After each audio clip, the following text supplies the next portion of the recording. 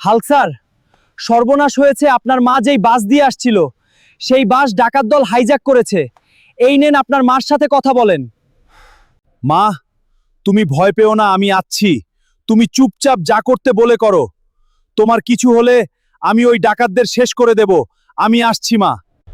বাবারে, আমার অনেক ভয় লাগছে। লোকটা অনেক ভয়ানক, দেখলেই গা শিউরে ওঠে। তুই জলদি আয়। এই বুড়ি কাকে ফোন দিলি? কেউ তোদেরকে বাঁচাতে আসবে না। স্যার, আমার মা দেখা করার জন্য যেই বাস দিয়ে ক্যাম্পে আসছিল সেই বাসে ডাকাত দল হামলা করেছে। আমাকে দ্রুতই ওখানে যে মাকে উদ্ধার করতে হবে। ঠিক আছে সোলজার, তুমি দ্রুত সেখানে যাও।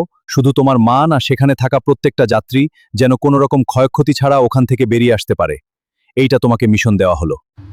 বন্ধুরা, তোমরা জলদি ভিডিওটা লাইক কমেন্ট শেয়ার করে দাও আমার মায়ের জন্য। বিজয় বাংলা। আরে ওই বাস ড্রাইভার, তাড়াতাড়ি বাস থামা।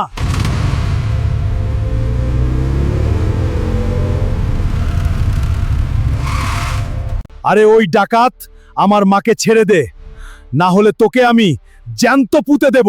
তোর মাকে আমি ছাড়তে রাজি আছি, কিন্তু আমার সাথে লড়াই করে যতলে জিততে পারলে ছেড়ে দিব। হাল, আজ তোকে শেষ করব। এবার নিচে যা।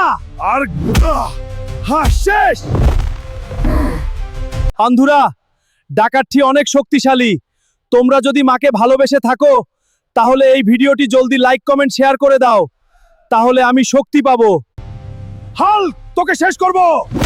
ছাড়, নিচে না।